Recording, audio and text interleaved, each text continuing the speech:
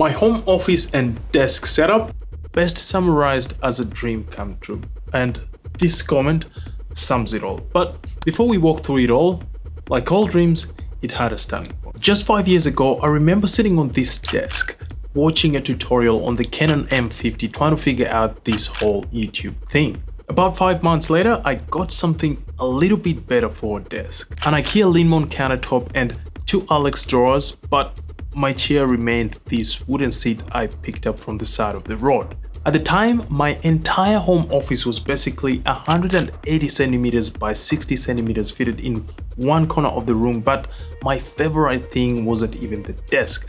The view I got through the window, that's what stole most of my mornings. Occasionally seeing birds and possums on the trees. After a year of that, it was time for a change, and a big one for my home office.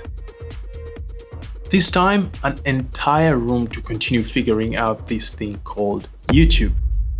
With not much thought put into how it would look, I copy and pasted what I had in my old setup, but with an additional 2 IKEA shelves. For a while, it was totally fine. Then I slept and chaos took over. Things stayed messy for a few days until I had enough and had to make it better. That meant I had to learn an entirely new art form, the art of interior design, but I had no idea how to go about it. Designing my home office and desk setup felt like a daunting task. In that state of confusion, I told myself I had to look keenly and ideas would come. Not long after, I came up with a rough layout, but I had to figure out what good design actually was. I fell inside a black hole.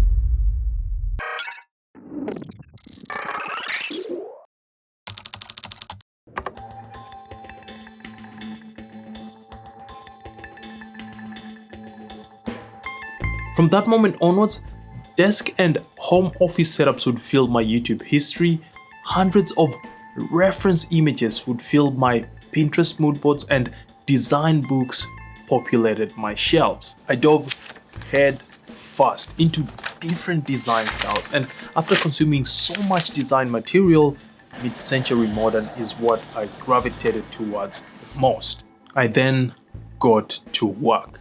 A week later, my first home office makeover was done. I was happy in that space, but I was also beginning to become a bit of a design enthusiast, and my itch to iterate on the initial design just couldn't be stopped. So back to the design books and Pinterest mood boards I went.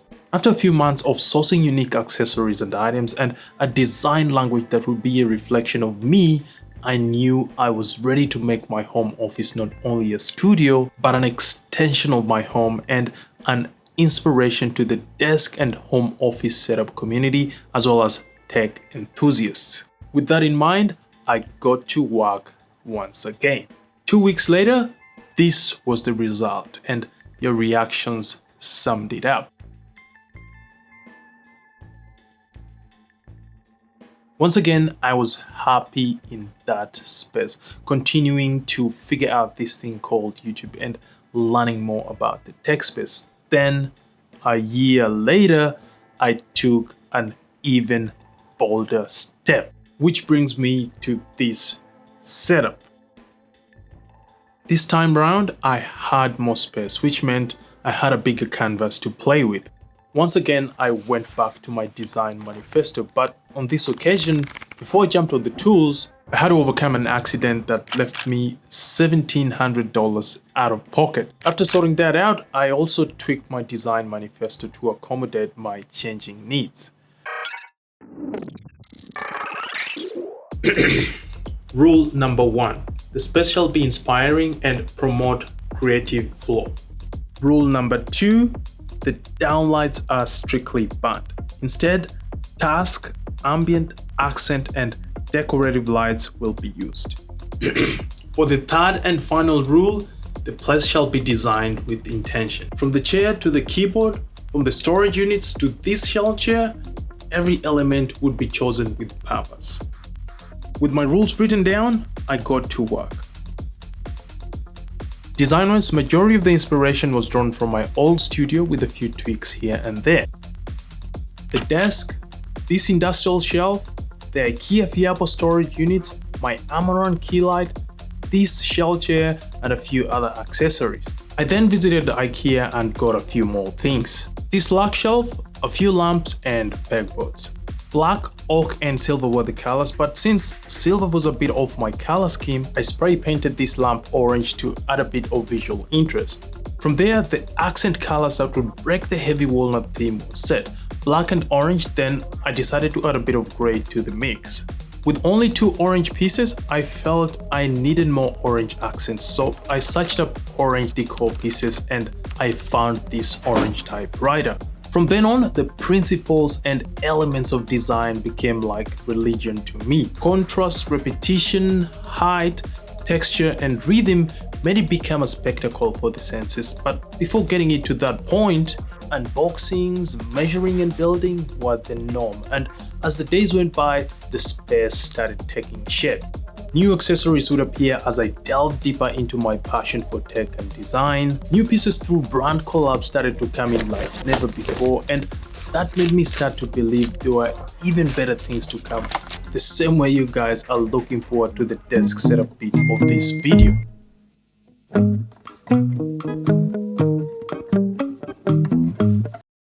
I've used it for about 2 years, and you can tell from the dents, scuffs, and scratches, which to be honest, give it a bit of character. Throughout that period, a few things have changed, but functionality and aesthetics underpin everything. Starting with the monitor, I've gone through a few of Samsung's Odyssey monitors, with the Neo G9 serving me the longest until I switched to the Odyssey G9 OLED. Deep blacks and crispy clean display, perfect for consuming content. 240Hz refresh rate and 0.03 milliseconds response time, ideal for when I decide to kick back and play some video games. The massive screen real estate, perfect for productivity and when I'm editing videos, just to name but a few. Let's talk about the brains of the setup.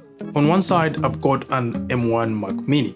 Old, but still delivering the basics. Emails and scripts, easy work. Watching some of my favorite creators, no problem. But as soon as I line up some 10-bit log footage in Premiere Pro, hell breaks loose.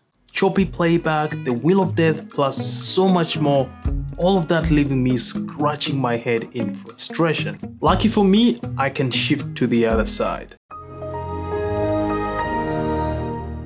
And that's because the grass is greener and nice to sit on. And what do you mean by that? Oh, no choppy playback or death wheels, just a buttery smooth experience when editing my videos. That's my custom PC, the latest addition to the space. 2 different worlds, but I managed to create a peaceful coexistence through an app called Synergy. Moving along, part of that peaceful coexistence are my desk peripherals and accessories. My steampunk keyboard, 3 years on and still blowing people's minds. Functionality-wise, chef's kiss. And on that same breath, the MX Master 3, absolutely box office. At this point in its life cycle, I'm sure you've heard all the good things about it. You know, the ergonomics, the horizontal scroll wheel, how well it performs when it comes to productivity, the list goes on and on. Anyway, I'll leave it there for now and pull in my microphone of choice, the Shure SM7B. Another classic with perfect mids, highs, and an attention to detail that allows clear separation between the frequencies. Speaking of frequencies, the Kanto YU2s also tour around with them. The only difference being the YU2s struggle a little bit on the lower end. Something that hasn't shown signs of struggle, even though it's been around for a while now, is the CalDigit TS3 Plus. This is the hub that brings everything on my desk together. Storage drives, SD cards, my audio interface, the list goes on and on. Now, all these accessories without organization means aesthetics and functionality are out through the window. Lucky for me, my gourmet desk shelf and tray help organize what's on the desk. For my time organization, I still like good old pen and paper, and that's where this task and time organizer comes in.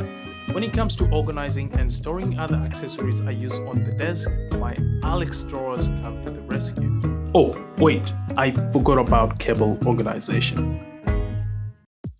For that, this cable organizer from Deskey sorts me out whilst providing some power socket slots. Speaking of power, this U-Green gun charger and GroveMate MagSafe charger take care of most of the accessories on my desk except for the Insta360 link and BenQ screen by Halo, which are plugged into my TS3 Plus. Now, let's talk about the rest of the home office because one of you asked this. Well, let's go back to a little earlier in the video.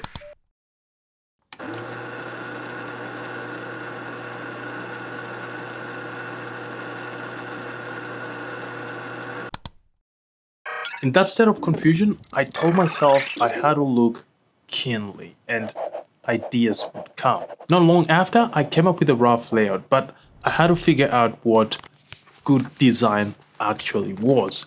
I fell inside a black hole.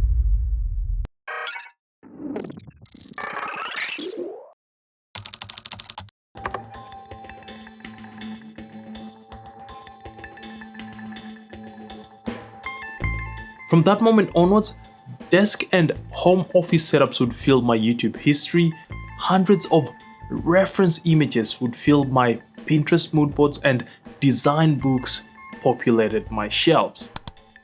But like they say, learning never stops. That's why I continue learning about different aspects of design, with storage being one of them. In my case, I've got storage all over the office. In those areas you can find my batteries, lamps, keyboard switches, all gear, and most importantly, my cameras and lenses. Now, even though it's one of the best when it comes to content creation, I'm still not using it to its max potential because up until December last year, my videos were being shot on an iPhone. The last few videos are nowhere near the cinematic capability of the S7 S3, but thanks to some of the gear I store in this IKEA storage unit, they are slowly getting better. My camera bag, pencil kit, files, a keyboard, and other miscellaneous office items also call this place home. Oh, and it's also the place where I sometimes shoot B-roll for my videos. I wish I could do the same for this tall Fiabo shelving unit, but it's better off displaying microphones, vases, lamps, and this vintage gramophone. As you've already seen in some of the wide shots, there are 4 more storage spots in the office. Starting with this credenza that is home to my record player, mushroom lamp, these 2 speakers, Google Nest Hub, and this IKEA plant. In case you're wondering if that was all it did, well, hiding everything I want out of sight is its main role. For the best mounted on the back wall, it does more than just hide unsightly items. When accessories get sent to the office, it acts as temporary storage until I do the unboxing.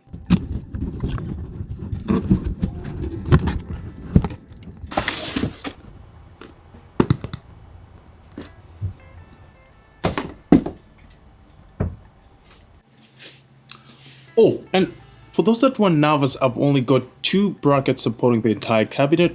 I've got an extra 2 up top screwed into the stud, so you can breathe easy. For the luck shelf though, it's not temporary storage. The items I have there are permanently on display. Same as the industrial shelf, with my HP Tango smart printer being my favorite accessory there. I love how I can print anything from literally anywhere in the house.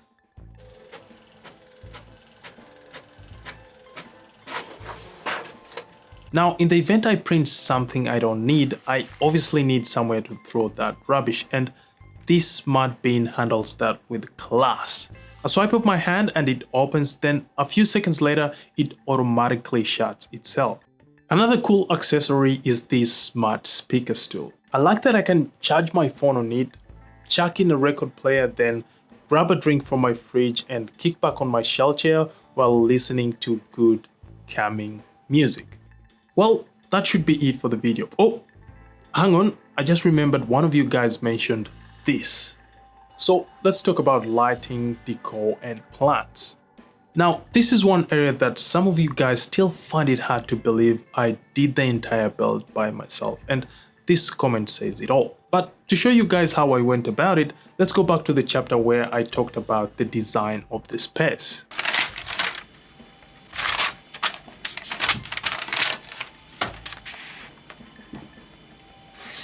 In case you forgot, texture, height, repetition, rhythm and colors are what made this space visually interesting. Starting with the slat panels, they add texture, height, rhythm and warmth to the space. The curtains, lamps and plants add warmth to the place. Then the pegboards, my desk chair, this speaker stool bring the much needed contrast and some texture to the space. Oh, and one of you asked this. I present to you the big boy, my rubber plant. It's huge, likes bright rooms, except for when I'm shooting videos. Then a splash of mist every few days and water only when the soil is dry, and you should be fine. As for the color tier, it's got one constant with the rubber plant, bright indirect sunlight. Then everything else is different. In terms of difficulty, I'd give it a medium. If that scared you, a plant you'll find a lot easier to look after is the peace lily. They'll handle most light levels and a drink once a week will keep them happy.